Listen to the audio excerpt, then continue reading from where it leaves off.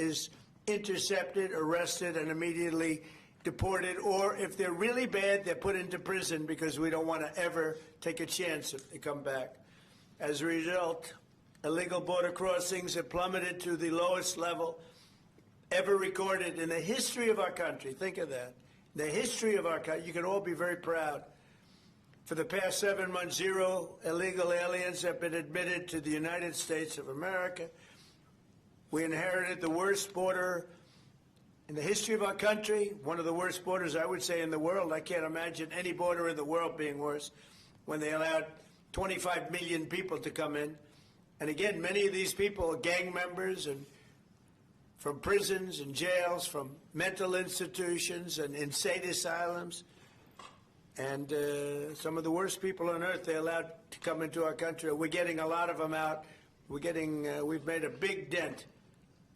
And the self-deportation is something nobody talks about, but literally millions of people are self-deporting because they don't want to be captured. Once they're captured, they don't have the chance to self-deport. They never have the chance to come back into our country. We inherited that border from an incompetent administration and turned it into the strongest border in the history of our country. So we took the worst border in the history of our country, and in a period of 2 months, we turned it into the strongest border in the history of our country.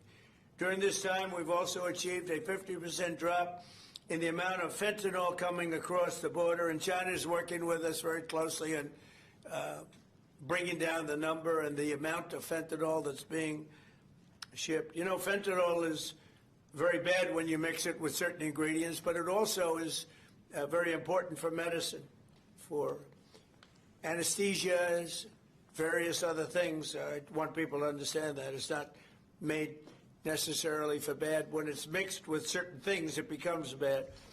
And that's what's taking place in Mexico. And we've got it down to a much lower number, not satisfactory, but it will be satisfactory soon. In May, we executed the largest fentanyl bust in the history of the U.S., seizing 3 million fentanyl pills all at one time. Think of that, 3 million pills. It's amounted to billions of dollars worth of drugs.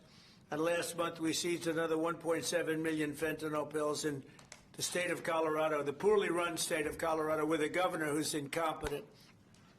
And frankly, with a governor that won't allow our wonderful Tina to come out of a jail, in a high-intensity jail, because she caught people cheating on an election, and they said she was cheating. She wasn't cheating.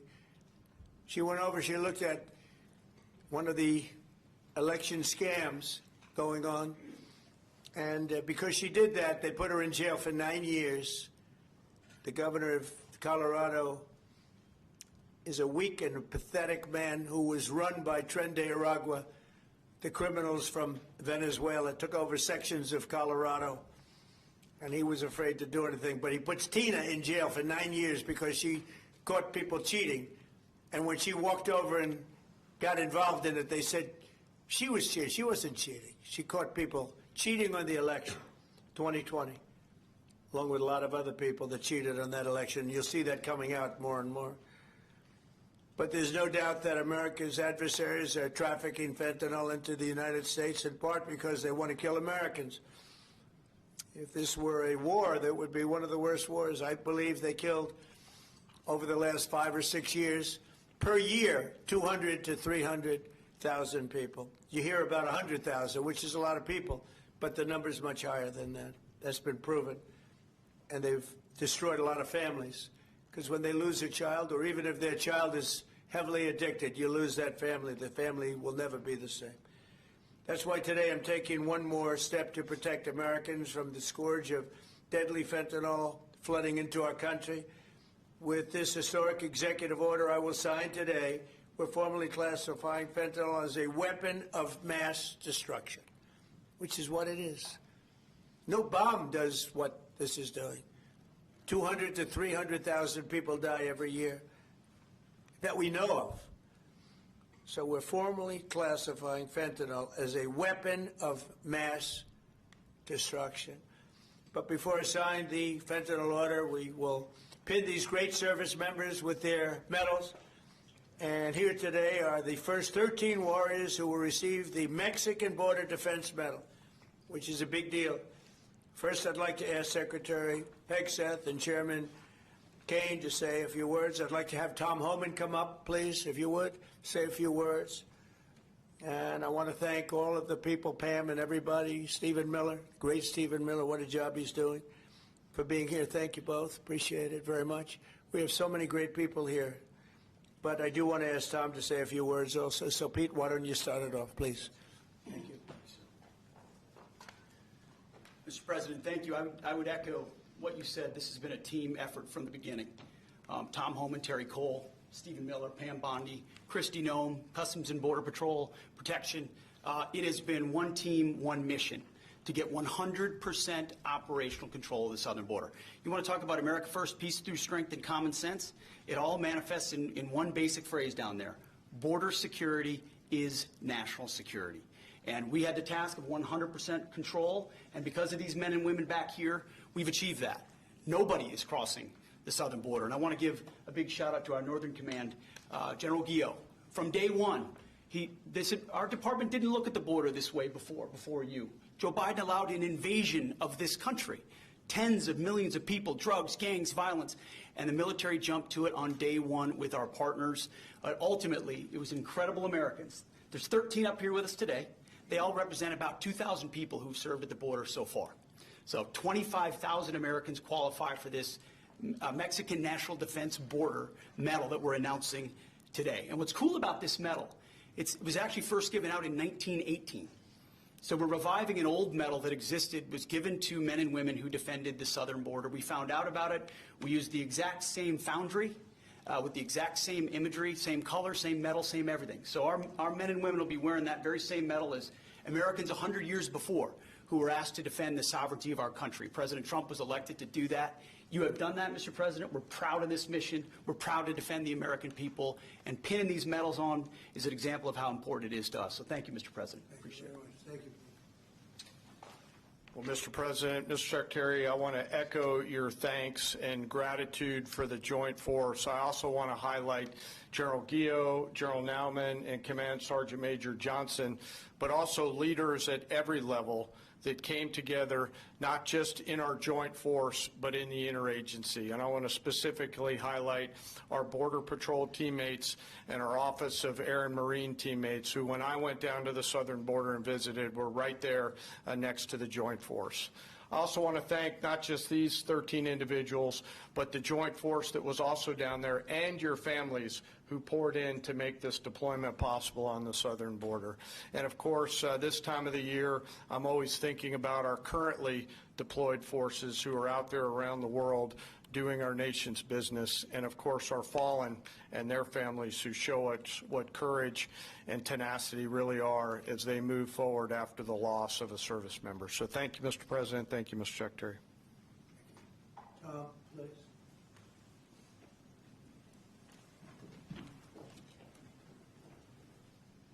You know, it's always an honor for me to be in the Oval Office with the greatest president of my lifetime. Yes, I said it, and I meant it. You know, I just got home last night. I toured the border in California, Arizona, and Texas. I did it in a four-wheel drive. I did it on the river. I did it from the air. Hundreds upon hundreds of miles of border. I didn't see one illegal alien. Not a single one. I've done this since 1984. I worked for 6 different presidents. No one's done more than President Trump. What he has done is give us the most secure border in the history of this nation. Hard to stop. I went to hundreds of miles of border and didn't see one illegal alien. Incredible, considering the Biden administration we had 10, 12,000 a day, most released in the United States. I'm proud to be with these patriots behind me. I'm already proud to be in the Oval Office of the President, but being with these heroes, I met some of these soldiers down on the border. And actually, a shout out to Fort Drum, New York. We got some 10th Mountain Division here, so Elise Stefanik, Claudia Tennant, we all love Fort Drum and the 10th Mountain. So look, this is a game changer. I want to make something perfectly clear, because we get attacked all the time being inhumane. The Biden administration is much more humane. It's a bunch of crap. Because there's been studies done that 31% of women that make that journey through the cartels get sexually assaulted. They get raped. And not just the women, children too. I've done numerous investigations in that. Sex trafficking was historic highs with that open border. Fentanyl, historic highs that killed 250,000 Americans. No inspector terrorists that came across the border. Record, historic. What happened under the Biden administration was the most inhumane thing I've seen in my lifetime. Now that the border is 96% decline, 96% less people are coming, how many women aren't being raped? How many children aren't dying making that journey? How many women and children aren't being sex trafficked into this country every day? How many known suspected terrorists aren't just walking across that border? President Trump and this administration is saving thousands of lives every month. Hard stop. That's just a stone cold fact. I'm just proud to be a part of this. I work with Steve Miller every day. Steve Miller is one of the most brilliant people I've met in my entire life. President Trump brought together one hell of a team here, and the success proves. We all working together, one team, one fight. We're not done yet. We're going to keep going, and I guarantee you we're going to continue saving thousands and thousands of lives. Secure border means strong national security. Secure border saves lives. Thank you. Thank you.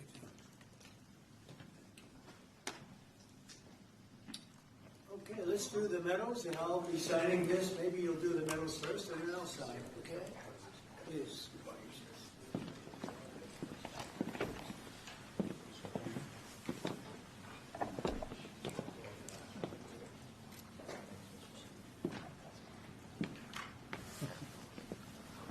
Nice medal. It's not bad.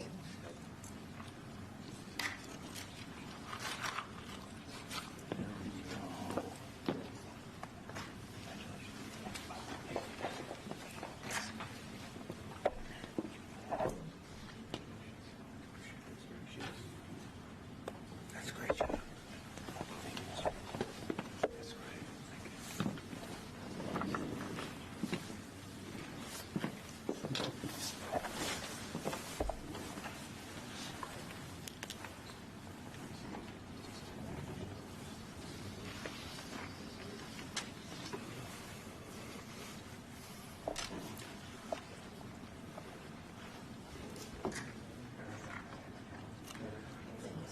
Great job.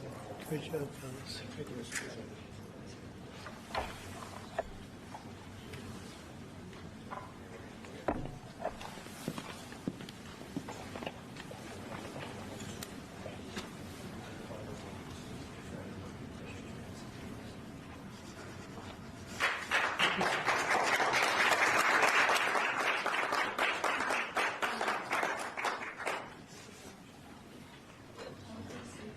No auto pen. None, ever. We don't like auto pens, right? We don't like auto pens.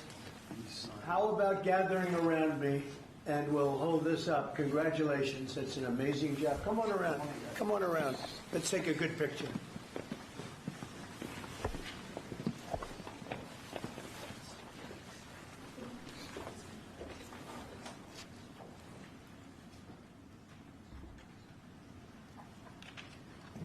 Fantastic job. You guys, fantastic job. Thank you very much. Great job.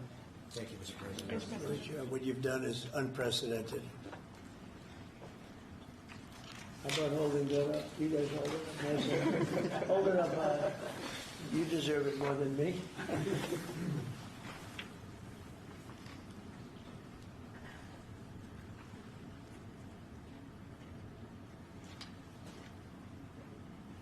So I'm going to give you another medal, though, that may be more beautiful. I'm not sure it means as much, but it's really good, okay? This is gun medal. This is the one the military loves. So we're going to start, okay? Thank you, Mr. President. Thank you. Here you go. Thank you, Mr. It's President. pretty nice. Want to compare it? Let me see, compare it. Let me see how that looks. I don't know. That looks pretty good. Thank you, Mr. But that means something very special. Thank you, Mr. President. Thank you. Thanks, Mr. President.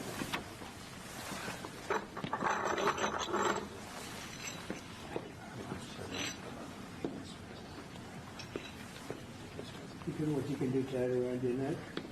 It's got a nice ribbon. I think you'll like it. It's special. We don't give them to many people. Thank you, Mr. President. Thank you, Mr. President. Come on over here. Come here. Look at this guy. The man who made it happen. That's 4 sides up big. That means a lot up there.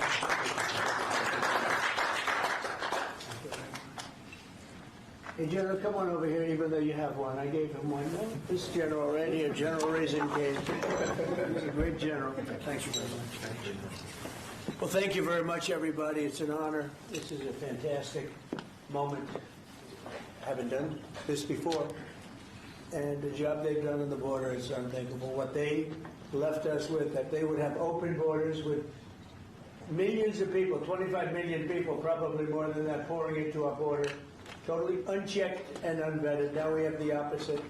And we want people in our country, but they have to come in legally. And they know that, and they know they're not getting through, so now they don't even try. So all of the death that Tom Holman talked about, the rape and the death and all the problem, doesn't really happen because the caravans, a name I think I came up with, maybe not, but the caravans are very small. In fact, for the most part, they don't even exist anymore because they know they're not going to get through. In a little while, you'll be seeing I'm suing the BBC for putting words in my mouth, literally. They put words in my mouth. They had me saying things that I never said coming out. I guess they used AI or something. So we'll be bringing that lawsuit. A lot of people are asking, when are you bringing that lawsuit? Even the media can't believe that one. They actually put terrible words in my mouth having to do with January 6th that I didn't say. And the beautiful words that I said, right? The beautiful words, talking about patriotism and all of the good things that I said, they didn't say that, but they put terrible words. They actually have me speaking with words that I never said, and they got caught because I believe somebody at BBC said, this is so bad, it has to be reported. That's called fake news. So we'll be filing that suit probably this afternoon or tomorrow morning. I want to thank all of you for being here. If you have any questions, I guess you could ask, but this is really a day of celebration for these people. The job they've done is really unprecedented.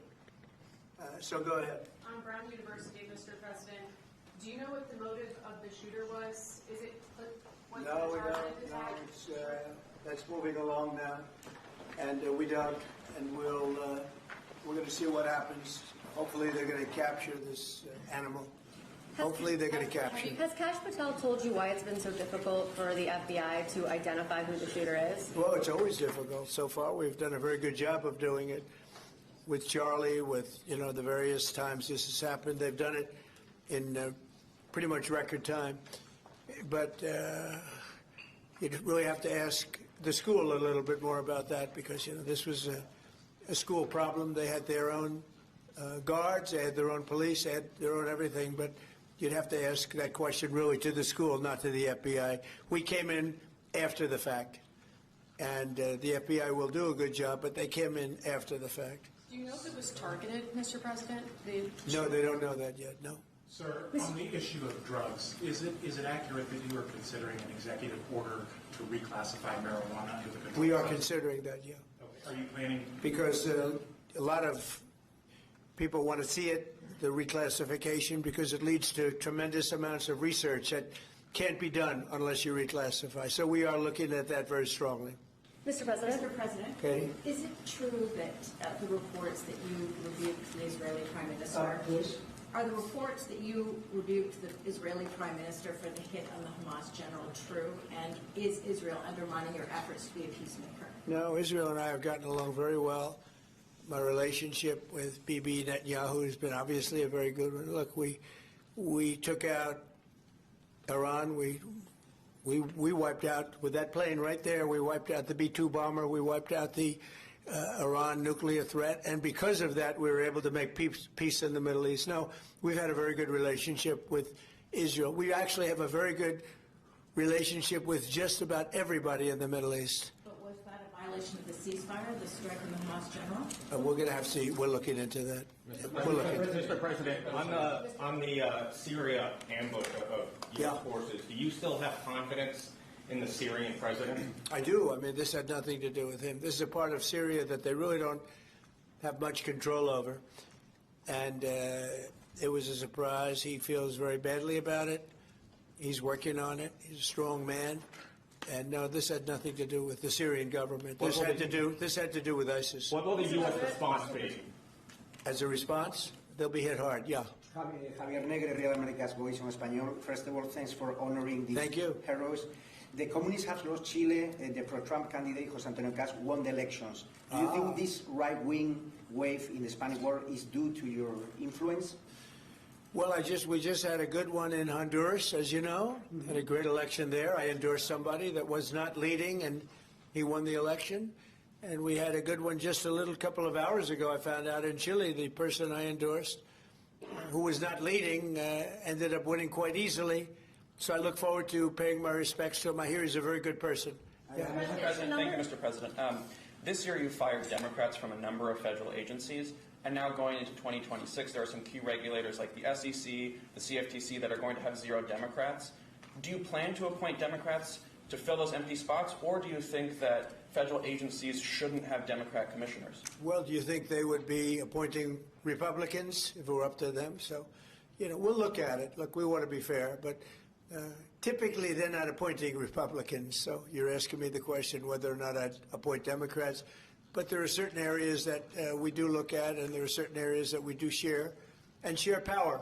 And I'm open to that. Please. Mr. President, a number of Republicans have denounced your statement on Truth Social after the murder of Rob Reiner. Do you stand by that post? Well, I wasn't a fan of his at all. He was a deranged person as far as Trump is concerned. He said he knew it was false. In fact, it's the exact opposite, that I was a friend of Russia, controlled by Russia. It was the Russia hoax. He was one of the people behind it. I think he hurt himself in career-wise. He became like a deranged person, Trump derangement syndrome. So I was not a fan of Rob Reiner at all in any way, shape, or form. I thought he was very bad for our country. Yeah. Blue slips, Mr. President. Leader Thune doesn't seem like he wants to get rid of blue slips. Will there be consequences for the Senate if they? Well, I think they should get rid of blue slips because as a Republican president, I am unable to put anybody in office having to do with U.S. attorneys or having to do with judges. In other words, if you have one, not two, you don't need two, just one. If you have one Democrat senator, where we have a lot of them, you have one Democrat senator in a state, it is not possible to appoint, because of blue slips, a judge. It's not possible to appoint a U.S. attorney. You see that happening. And I think it's a disgrace. I think blue slips are a disgrace. They've long since, they should not be relevant anymore. This is a different world than it was 15, 20 years ago. That was a gentleman and gentlewoman world. This is a little bit different, unfortunately. Yeah, please. Mr. President, what do you want to see Congress do this week as it relates to health care and the expiring ACA? Yeah, that's a good question. I'd like to see the people get the money. I'd like to see all of the money that's going to the Democrat insurance companies. The insurance companies are making a fortune. They're up 1,700% and more. And they're taking in hundreds and hundreds and hundreds of billions of dollars, even trillions of dollars. And Obamacare gives you terrible health care. Just so you understand, Obamacare was set up, and I said it right from the beginning, for the benefit of the health insurance companies, of the insurance companies. They're making billions and billions of dollars. Their stock is through the roof. I don't want to give them anything. I want all money going to the people and let the people buy their own health care. It'll be unbelievable. They'll do a great job. They'll get much better health care at a much lower cost. Sir, would you like Republicans next year to just use reconciliation to do with health care exactly what you laid out, and they wouldn't have to worry about Democratic votes? Well, that or knock out the filibuster. If you knocked out the filibuster, it would all go away, but we have a few people that wouldn't do that. It's crazy. Look, we should knock out the filibuster. And if you did that, we'd get voter ID. You'd have no mail-in voting, all things that make our elections dishonest. And you get a lot of other things having not even to do with voting. But Republicans should knock out the filibuster, and we should approve a lot of things. You wouldn't have January 30th looming because, you know, you have the 30th of January looming. You know that, right? And if we knocked out the filibuster, it would be just a simple approval. But you have some Republicans that they're unable to explain why. You know, if you ask them why, they're unable to explain it. They cannot win the debate. But they should knock out the filibuster. And frankly, they should get rid of the blue slips, too. Yeah. Mr. President, the Democrats won Miami, where you won the election 1 year ago. Do you think it's because of the Hispanic media like Telemundo that are publishing fake news about the ICE operations? How do you plan to win back those votes for midterms? Yeah, well, I won that whole election. And, you know, it's interesting. When I'm not running, we don't do as well. Yeah. And I'm going to try and get that changed for the midterms. But we did have a big win in Tennessee, as you know. Matt Van Epps had a big win in Tennessee against a very strong candidate, attractive candidate, who a lot of people thought would do very well, and Matt won by a lot, and I won Tennessee by a real lot. You know, we had a great election. We won every single swing state. We won the popular vote. We won everything, and there's a thing that they have now, districts, which is a big deal. I think in a way it's the most important stat from the standpoint of, you know, looking at numbers accurately. So out of thousands of districts, I won 2,750 versus 525. Think of that, 2,750 versus 525. It was great. That's why the map, when you see a map of the election, it's all red other than two little narrow lines on the other side, please. Sir, Jimmy Lai was convicted today in Hong Kong. Do you have any reactions? I feel so badly. I spoke to President Xi about it, and I asked to consider his release. He's not well.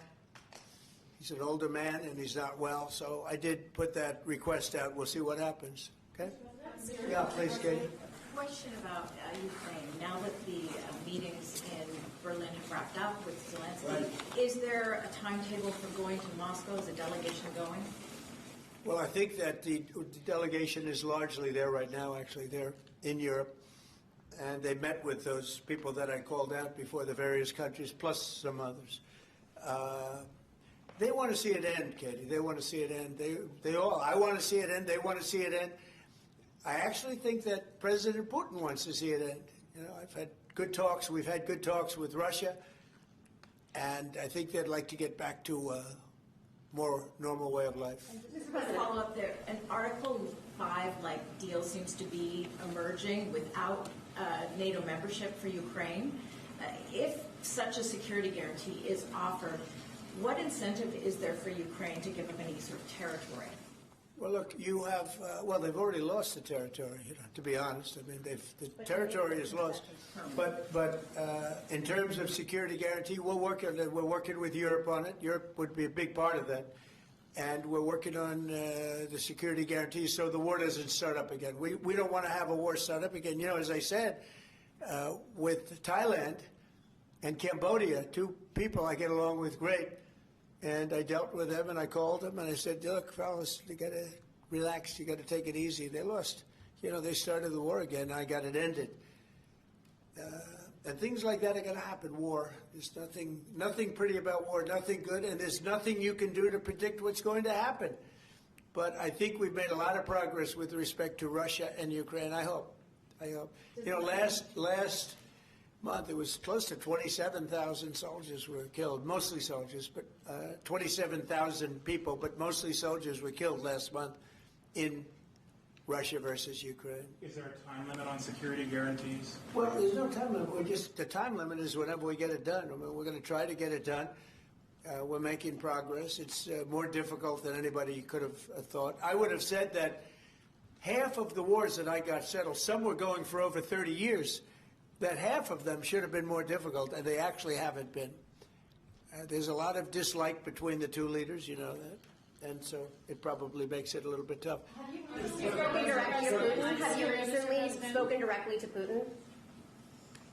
Yeah, I have. On Syria, Mr. President, on the U.S. troops killed in Syria over the weekend, why do we have troops in Syria? Because we're trying to make sure that there's going to be and remain peace in the Middle East, and Syria is a big part of it. The new leader is a strong person, and that's what you need. This is a rough part of the world, and it's been amazing what's taken place in Syria. We got rid of Assad, we got rid of other people that were really bad people and that were in the way of peace in the Middle East. You know, we have legitimate peace in the Middle East, first time in 3,000 years, and we have 59 countries backing it. And we'll see what happens with Hamas, we'll see what happens with Hezbollah, but regardless, I mean, we have countries that want to go in and clean that out if we want them to do it. But they said, in the case of Hamas, they said that they're going to disarm, and we're going to find out whether or not that's true. Hezbollah in Lebanon has been a problem. We'll see what happens there. But there is legitimate, large-scale peace in the Middle East. And if there weren't, we wouldn't have been able to make all of those deals that we've made with the various countries. They would have never been able to do that. If, for instance, if Iran, if we didn't, with that B-2 bomber right there on the desk, if we didn't, of which we just ordered a lot more of the newer version, totally stealth. They could not see it. They knew it was coming. They had no idea where it was. It was pretty amazing, actually. Every bomb hit its mark perfectly, despite CNN trying to say differently. They didn't know. They just, hoped. They hoped that we didn't, but it turned out that they did. Atomic Energy Commission confirmed it. So did Iran confirm it. They got knocked to hell.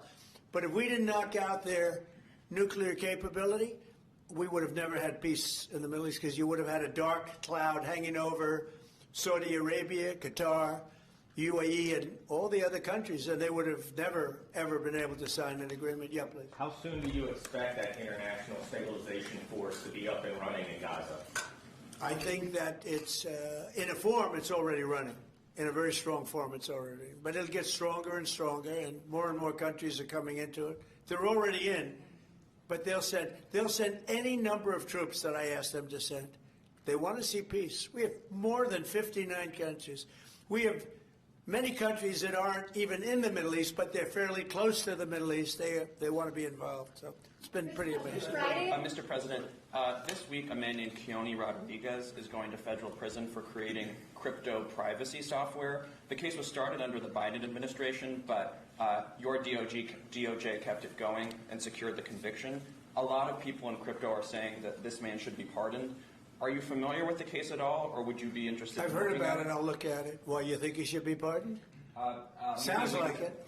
Sounds like, based on your question. Many people in the Rodriguez, we'll look at that, Pam. Okay, let's take a look at it. You'll have to tell me.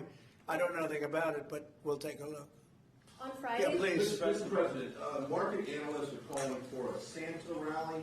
Typically, it's 5 trading days going to Christmas. In the first 2 trading days in January, that's a sign of market optimism. Do you anticipate, along with the historical low gas prices, that continuing into the first quarter of next year? Well, we've had the greatest stock market in history, Brian. We have a stock market that's gone up 52 times to new highs during a 10-month period, my 10 months. My first 10 months, we set a record. 52 days, we had the highest stock market in history, including a day ago. And I didn't look today. Maybe it's up today, I don't know. But we had 52 altogether, and there's never been anything like it. And the reason are the tariffs have brought vast amounts of wealth into our country. That countries that have taken our car companies, those car companies are all coming back. The AI is coming at levels that nobody's ever seen before. That's going to be a massive industry. Without the tariffs, we wouldn't have that. Chips are coming in. Chip companies are coming in from Taiwan and other places, but mostly from Taiwan, which has almost 100% of the market. And we're now making chips, and we're not paying anything. It's not the CHIPS Act where they give billions of dollars to companies and then they just take the money and they run. That was under Biden. The fact that I set tariffs up, and that if they don't make their chips here, they have to pay a big tariff. In order to send them into the U.S., they have to be here. Tariffs really work, in my opinion, almost only in the United States. They've been used against us successfully because we had presidents that had no clue. But tariffs really work. We have taken in hundreds of billions of dollars with tariffs, and more importantly, we've taken in countries and companies where, and even countries have sent their car-making people into the United States in order to avoid paying tariffs. And they'll build a plant and they'll hire our people to make the cars. But we now have, as you know, Toyota just approved $10 billion in manufacturing plants in the United States using our people. Without tariffs, none of that would have happened. Tariffs have given us great national security. There's nothing like what's happened in the last 10 months. Tariffs have given us tremendous national security and tremendous wealth. Thank you all very much. Thank you. Thank you, Mr. President. Thank you, press. Thank you. Thank you, guys. Thanks for talking. Thank you. Okay, you guys can grab everything. Thanks, guys. You can grab everything. Thank you. Thank you.